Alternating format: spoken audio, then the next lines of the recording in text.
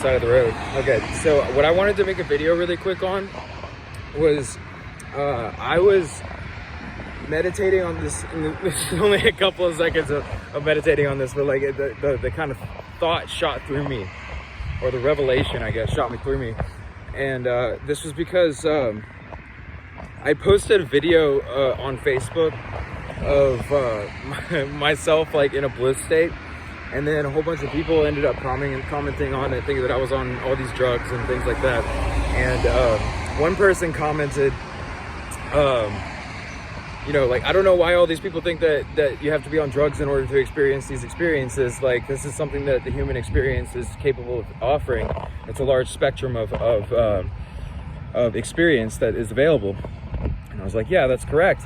And also, it's very interesting because, like, he said that he was almost creeped out by the level of bliss and love that was coming from the thing, because he says this level of love is only available with either people who are like, okay, this level of emotion, I guess, is really, you only see it with people who are either in murderous rage or in high levels of bliss.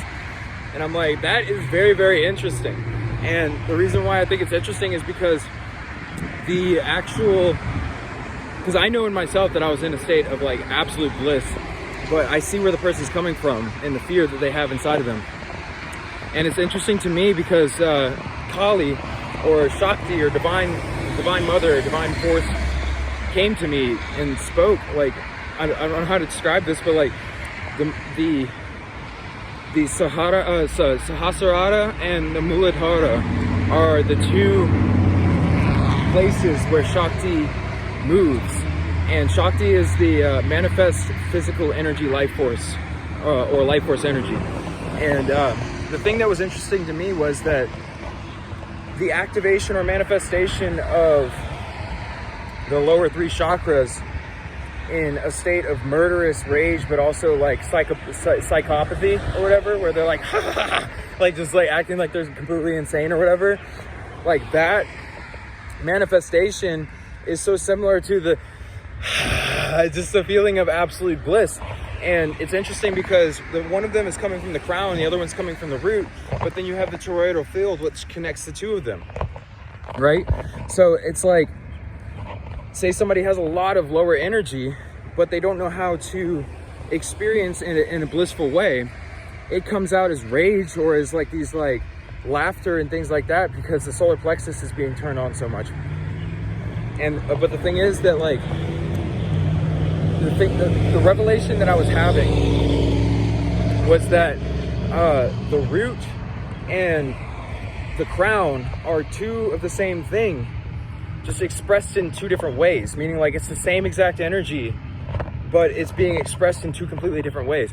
And the energy is so similar that the expressions themselves seem similar too.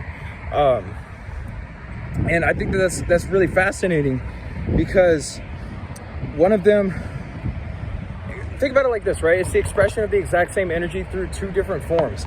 And one of them is completely animalistic and lower base, and one of them is completely cosmic and higher base. But yet they're the exact same thing, you know? And like, I don't know, the polarity that is involved there is very interesting to me, because it's like, it shows the positive and negative polarity inside of the self, like that is the microcosm of the macrocosm, you know? And like, I guess I